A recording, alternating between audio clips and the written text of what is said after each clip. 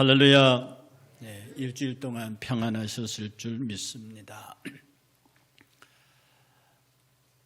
요나가 하나님께서 니느웨 성으로 가라, 그래서 내 말을 전파하라 그랬을 때 요나는 뒤도 돌아보지 않고 다시스로 도망가 버렸습니다. 구약의 선자 가운데 하나님이 가장 힘들어했던 선자 중에 한 사람이 요나인데요, 늘 말씀드렸듯이 저는 요나를 욕할 생각이 전혀 없습니다. 어쩌면 존경받아야 마땅한 선지자 중에 한 사람이죠. 그가 다시스로 도망가버린 이유가 뭐냐 하면 자기 보고 니느웨로 가래요. 이 니느웨가 어떤 성이냐 하면 오늘 본문의 이 말씀에 아수르 족속이에요. 아수르와 니느웨, 아수르인들이 머무는 니느웨 성이에요. 그래서 요나가 살아있기 100년 전에 이 니느웨 성 아수르 사람들이 아주 잔인하게 이스라엘과 예루살렘을 괴롭혔던 사람들입니다. 오늘 이 본문의 내용은 뭐냐면 가나안에 정착한 이스라엘이 하나님의 뜻대로 살지 못하고 그들의 잘못은 무엇이냐 하면 하나님도 섬기고 이방신도 섬긴 겁니다. 다시 말씀드리지만 가나안에 정착한 이스라엘이 하나님을 버리고 이방을 섬긴 게 아닙니다. 하나님도 섬기고 이방신도 섬기고 더 나아가서 이방인 신을 섬기는 방법으로 하나님을 섬긴 거예요. 그러니까 하나님께서 진노하셨고 하나님께서 아수르를 들어서 이스라엘 백성을 무지막지하게 두들겨 패셨습니다. 그 시기가 다 끝나고 하나님께서는 이제 이스라엘 백성들을 회복시켜 주시면서 그 고난의 때가 다 끝났다고 말씀하시면서 너를 때린 이방을 어떻게 내가 진멸할 것인지를 보여주시고 다시는 그들이 너희 앞에서 통행하지 못할 것이다. 하나님은 그들에게 말씀하시기를 내 이름이 다시는 전파되지 않을 것이다. 너희들의 신들의 집에서 새긴 우상과 부은 우상을 멸절할 것이며 그것이 내 무덤을 준비하게 되리니 이는 이제 더 이상 너희 이방은 쓸모가 없게 되었다고 그렇게 말씀을 하십니다.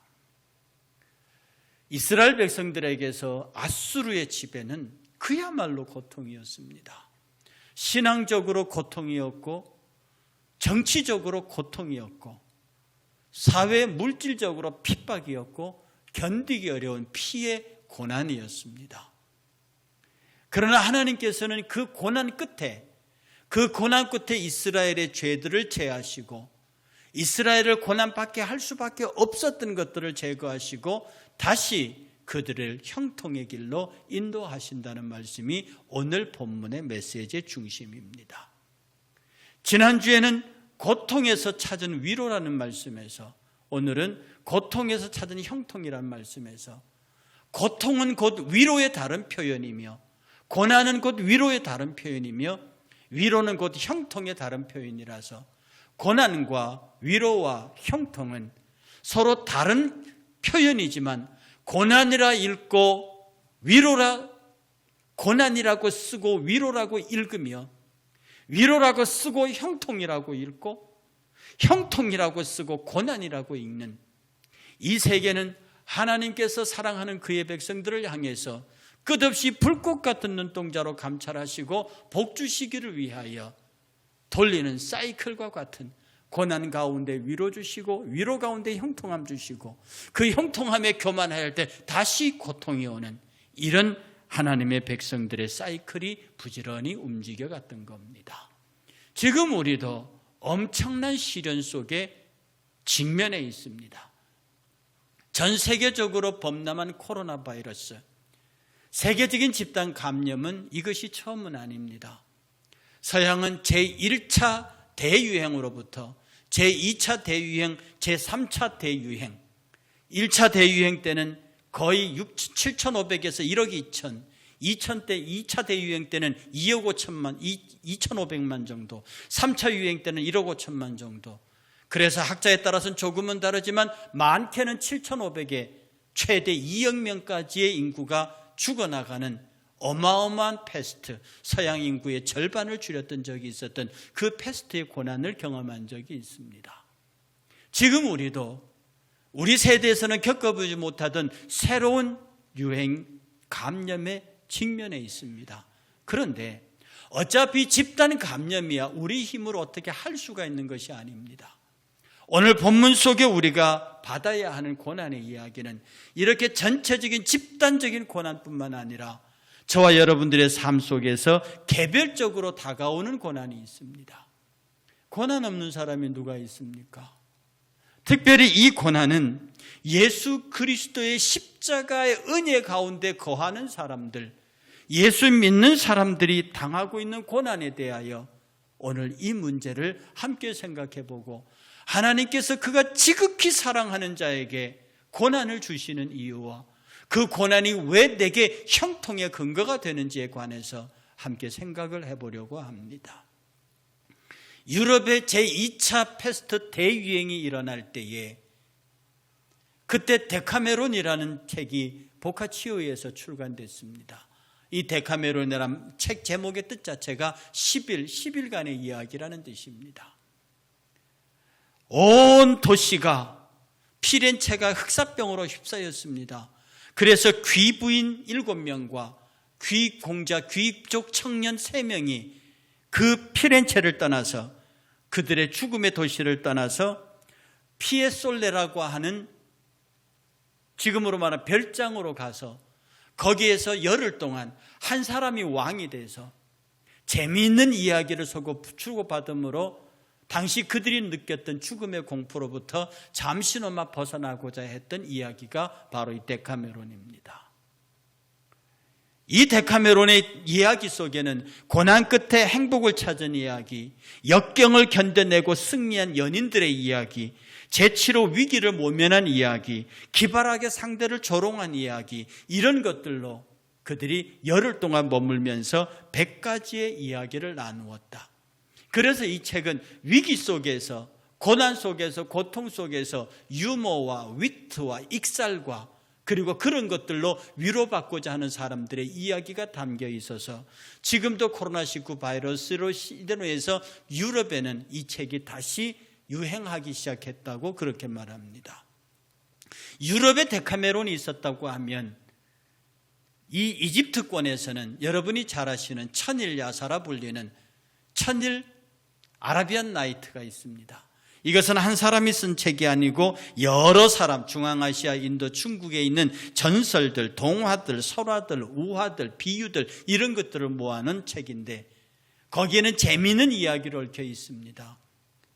어떤 왕이 자기 부인 왕비가 다른 남자와 간통한 것에 분개해서 그 왕의 이름이 샤르리아입니다. 그 샤르리아르 왕이 자기 부인의 불륜에 화가 나서 매일 밤 새로운 왕비를 데리고 다음 날 그 여자를 죽이는 것을 반복했습니다. 이런 것을 본 샤흐라드라고 하는 처녀가 왕비로 자청합니다.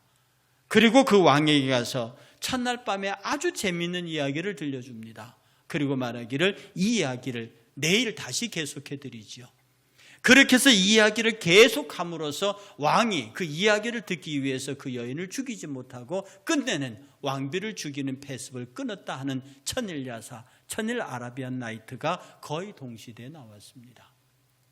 그런데 이 두 책의 특징이 뭐냐 하면 위기에 처하고 생명과 재산과 삶과 목적에 대한 두려움에 가득 차 있을 때 그것으로부터 벗어나고자 하는 무엇인가 웃음과 익살과 해악으로부터 어떤 내용 있는 이야기로부터 자기가 위로받기를 원하는다는데 이 책에 포인트가 있습니다. 사람들은 말입니다. 위기를 당하거나 고난을 당하면 유머를 찾습니다. 익살을 찾습니다. 그리고 허황된 이야기를 듣습니다. 그런 것을 통해서 잠시나마 그 고통을 잊어보고자 하는 것이죠. 그러나 사람들은 알고 있습니다. 그런 이야기 따위가 그리고 환각, 창정신품, 의약품, 마약 같은 것 따위가 술이, 담배가 그들의 문제를 궁극적으로 해결하지 못한다는 사실을 너무 잘 알고 있습니다. 오늘 크리스찬들이라고 해서 그들이 당하고 있는 고통에서부터 벗어날 수 있습니까? 우리는 세상 사람들이 겪고 있는 모든 고난으로부터 자유로울 수 없습니다. 왜? 우리도 죄의 육신을 입고 있기 때문입니다. 그러면 우리도 그들과 같이 인생의 고난을 당하고 고통당하고 있을 때 크리스찬들은 어떻게 해결해 나가야 합니까? 우리는 누구로부터 위로를 받아야 합니까? 사도 바울은 이 위로에 관하여 고린도후서 1장 3절과 7절에서 이렇게 말합니다. 화면 띄워주시고 함께 읽어보겠습니다. 함께 저 말씀을 읽으며 따라오시기 바랍니다. 찬송하리로다. 그는 우리 주 예수 그리스도의 하나님이시요 자비의 하나님이시요 모든 위로의 하나님이시며 우리의 모든 환난 중에서 위로를 위로하사 우리로 하여금 하나님께 받은 위로로서 모든 환난 중에 있는 자들을 능히 위로하게 하시는 이시로다. 그리스도의 고난이 우리에게 넘친 것 같이 우리가 받는 위로도 그리스도로 말미암아 넘치는도다. 우리가 환난 당하는 것도 너희가 위로와 구원을 받게 하려는 것이요 우리가 위로를 받는 것도 너희가 위로를 받게 하려는 것이니 이 위로가 너희 속에 역사하여 우리가 받는 것 같은 고난을 너희도 견디게 하느니라. 너희를 위한 우리의 소망이 견고함은 너희가 고난에 참여하는 자가 된 것 같이 위로에도 그러할 줄을 알미니라. 사도 바울은 지금 너무도 정확하게 우리가 하나님 앞에 서는 사람으로서 당해야 할 고난, 특별히 예수를 믿음으로 예수 그리스도의 십자가의 고난으로 말미암아 우리가 그 고난에 동참해야 할 것은 너무도 당연하다. 그러므로 너희가 세상살이에서 당하는 고난, 그것은 별로 중요시 여기지 말고 너희가 예수 그리스도를 위하여 받는 고난에 관하여 깊은 관심을 가지고 성령의 위로를 받으라고 말합니다. 여러분이 영적 문제에 관한 성령의 위로를 받게 되면 여러분이 세상적으로 건강적으로 여러분의 인생사에서 당하는 고난의 문제들은 저절로 풀려나간다는 사실을 믿으시기를 주의 이름으로 축복합니다. 보혜사 성령은 이렇게 말합니다. 보혜사 곧 하나님 아버지께서 내 이름으로 보내실 성령, 그가 너희에게 모든 것을 가르치시고 내가 너희에게 말한 모든 것을 생각나게 하리라. 이 보혜사는 우리를 도우시는 분입니다. 우리와 함께 하시는 분입니다. 그의 이름은 위로자입니다. 그의 이름은 돕는 자라는 뜻입니다. 그러므로 우리가 신앙적으로 영적으로 기도하기 힘들 때, 전도하기 힘들 때, 말씀으로 살기 힘들 때, 이 세상의 풍조를 쫓아가는 내 자신을 제어할 수 없을 때 우리는 주의 성령의 은혜 가운데 그 성령을 구해야 합니다. 이 성령께서는요 정말 우리에게 늘 함께 하시고 우리의 아픔을 아시는 정도가 아니라 정말로 우리와 똑같은 고통을 겪으면서 똑같은 아픔을 처하시면서 똑같은 것들을 자초하시면서 우리의 친구가 되셔서 우리와 함께 하십니다. 그는 우리의 고통을 당신의 경험과 체험으로 알고 계시고 우리 안에 들어오셔서 우리가 겪고 있는 모든 고난을 실질적으로 같이 나누어 주시는 분이십니다. 옛날에 교통사고가 있었습니다. 그래서 한 가족이 큰 사고를 당했죠. 그래서 중학생 아들은 완전히 두 다리를 잃어버렸습니다. 그래서 의족이 아니면 걸을 수 없는 신세가 됐죠. 그래서 그 아들도 의족을 찾는데 그 사고에서도 아버지도 같이 의족을 찾습니다. 그래서 두 사람이 퇴원을 했죠. 아들은 사춘기를 넘기면서 그 의족 차고 있는 것이 너무나 창피하고 부끄러워서 늘 아버지 품에 안겨서 울었습니다. 그런데 아버지도 의족을 차고 있단 말이지. 그러니까 아버지가 그 아들의 아픔을 고스란히 받으면서 아들은 아버지의 품에 눈물을 쏟아내는데 아버지도 그 아들의 아픔을 받으면서 같이 울었습니다. 그 아들이 중3에서 고등학교로 진학하고 그리고 세월이 지난 다음에 대학교에 입학을 했습니다. 그 어려운 불구의 몸으로 4년 동안의 사춘기를 잘 넘긴 그 아들은 드디어 대학에 입학했고 그래서 입학식 때 아버지하고 어머니하고 함께 그 입학식에 참석했습니다. 그리고 입학식이 끝나고 그 입학하는 아들을 보면서 아버지가 눈물을 흘렸습니다.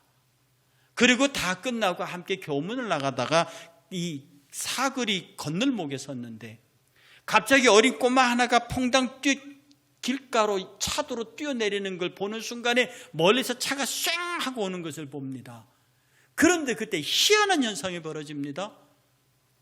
갑자기 그 의족을 차고 있는 아들의 아버지도 의족을 신세지고 있는데 이 아버지에서 의족은 온데간데 없이 그 아이를 향해서 싹 달려가는 아버지를 봅니다.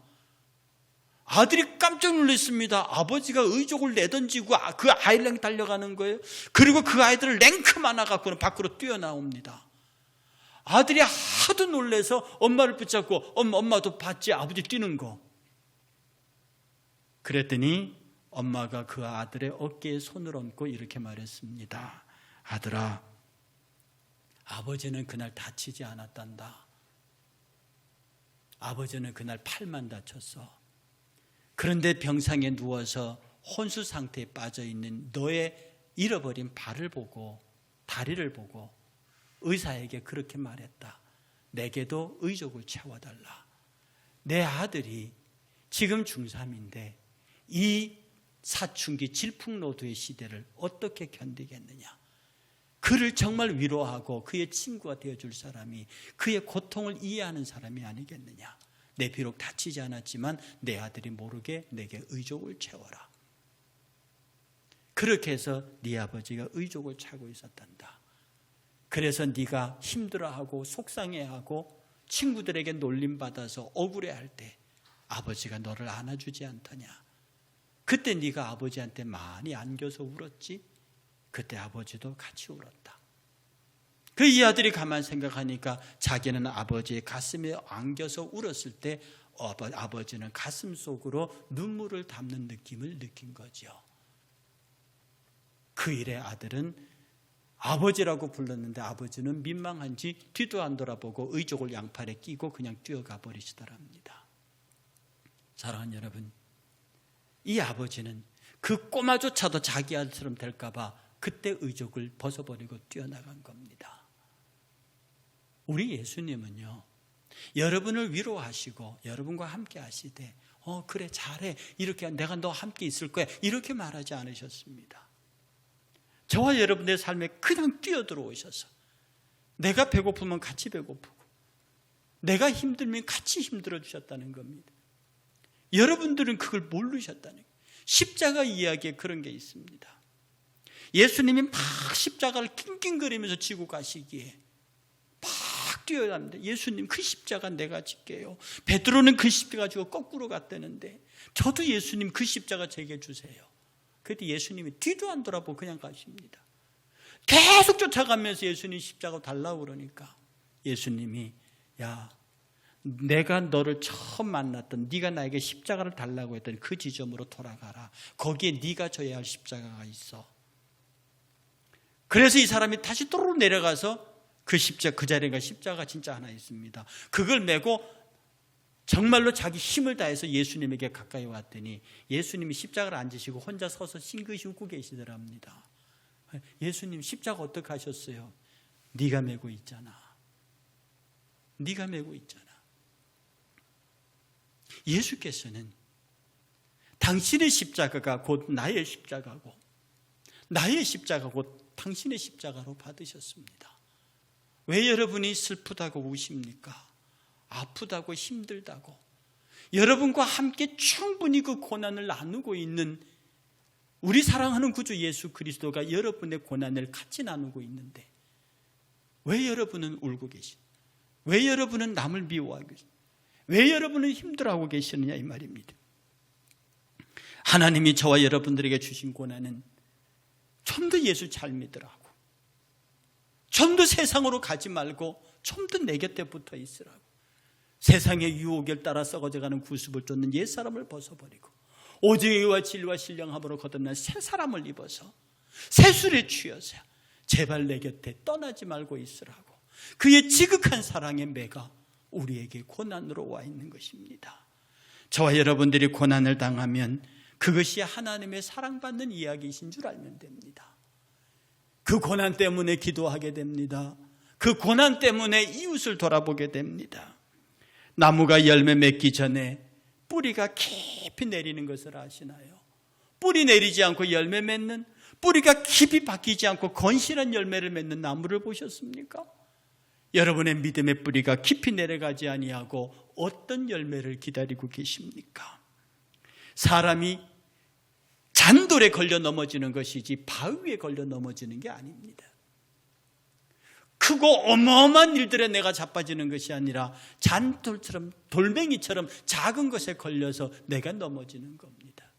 여러분이 예수에 대한 시험과 믿음에서 떨어지는 것이 뭐 어마어마한 사건 때문에 그렇습니까? 작은 유혹, 작은 욕심 하나 때문에 우리가 시험에 든다고 하는 것입니다. 우리의 체질을 바꾸려면 음식을 바꿔야 합니다. 여러분의 체중을 줄이려면 음식을 조절해야 합니다. 여러분의 건강한 몸을 지키려면 음식을 조절해야 한다고요. 우리가 하나님 앞에서 건강한 마음으로, 건강한 몸으로 살려면 내가 예수 그리스도의 말씀으로 채워야 합니다. 그렇기 때문에 사람의 말 한마디에 시험에 드시면 안 됩니다. 사람의 칭찬과 비난에 그건 마음에 담아둘 것이 되지 못합니다. 거기에 걸려 넘어지면 우리는 정말로 아픈 경험을 하게 된다는 것입니다. 어린아이는 3,000번 이상 넘어져야 걸음마를 배운다고 하죠. 그러니 우리가 3,000번 정도 넘어지는 것은 괜찮습니다.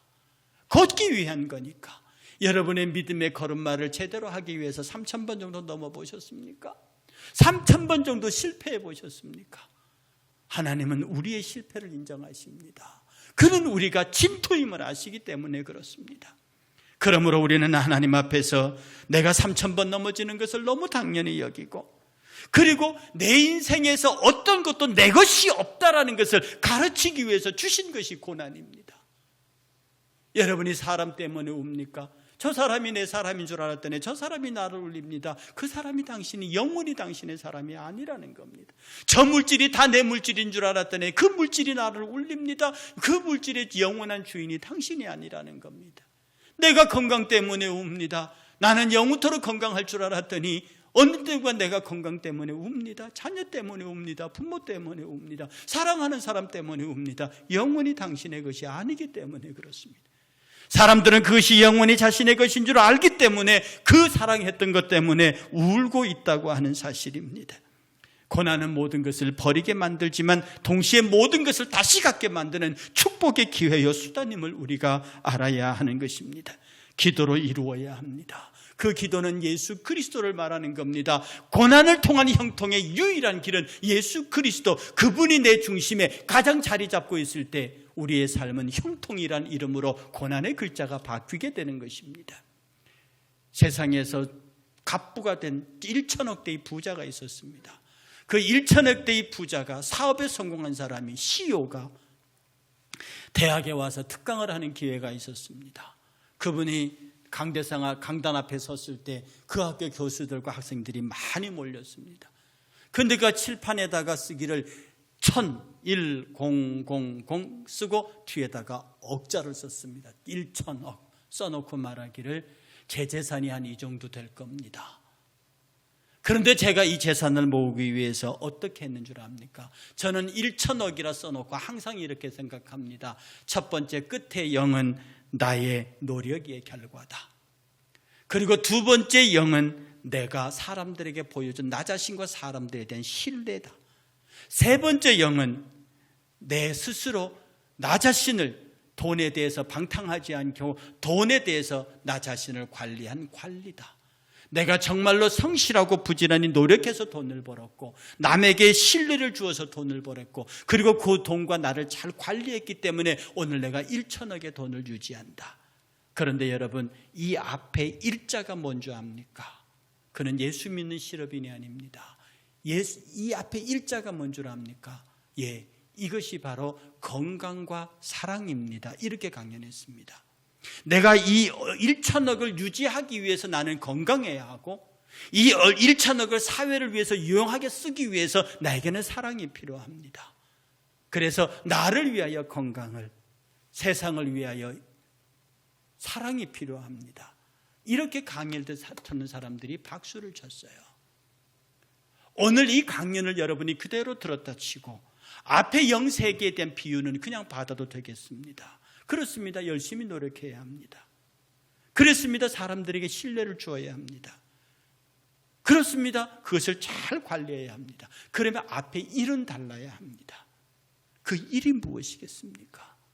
그 일이 예수 그리스도입니다. 정말로 하나님께서 주신 복을 잘 관리하기 위해서 우리는 건강이나 그런 게 필요한 게 아니라 예수 그리스도가 필요합니다. 이 내가 가진 것들을 세상을 위해서 나누기 위해서, 그들에게 나누기 위해서 필요한 것은 예수 그리스도가 필요합니다. 그가 나를 건강하게 하시고 그의 사랑이 세상으로 퍼져나가게 해야 한다는 뜻입니다. 우리는 기도해야 합니다. 주여, 내가 죄인임을 압니다. 내가 허물 많은 자임을 압니다. 내가 욕심 많은 자인 줄 압니다. 나는 인간의 인격의 한계를 벗어나지 못하는 초라한 자입니다. 그러나 나는 주의 형통한 반열을 위해 서고 싶습니다. 주의 채찍을 기꺼이 받으며 그 채찍을 기뻐할 수 있고, 내가 채찍을 받을 때마다 기도할 수 있기를, 고난 속에서 형통을 찾을 수 있기를 원합니다. 오늘 이 어려운 고난의 시절을 살고 있지 않습니까? 사회적으로는 바이러스의 고난 속에, 여러분의 개개인적으로는 여러분 자신만이 알고 있는, 여러분이 가장 많이 알고 있는 고난이 있지 않습니까? 서양 사람들은 말합니다. 냇가에 돌을 치워버리면 그 냇가는 노래를 잃어버린다 합니다. 그 돌들, 물속에 잔돌이 있기 때문에 그 물이 흘러가면서 졸졸졸졸 그러면서 아름다운 노래소리를 내는 겁니다. 고통이 항상 우리를 불행하게 하는 것은 아닙니다. 오늘 그리스도인들이 천억의 일자를 그리스도로 받아서 우리의 삶 속의 모든 것을 그리스도에게 집중시키고 그리스도와 더불어 갈 때 우리는 모든 사람들에게 풍성하게 나누어주고 모든 사람들과 함께 갈 수 있는 그런 모습이 됩니다. 이 예수 그리스도가 바로 우리의 만세반석입니다. 이 예수 그리스도가 우리가 숨을 곳입니다. 이 예수 그리스도 안에 숨어 있으면 원수 마귀가 손을 못 댑니다. 그래서 만세반석이 열리는 곳에 내가 편히 쉬리니 나의 반석 구주 예수, 나를 숨겨주소서. 여러분이 고통 속에서, 환난 속에서, 시험 속에서, 여러분의 개인적인 기도 제목 속에서 예수 그리스도라고 하는 반석 속으로 깊이 들어가 고통 속에서 형통을 찾는 저와 여러분들이 되시기를 주의 이름으로 축복합니다.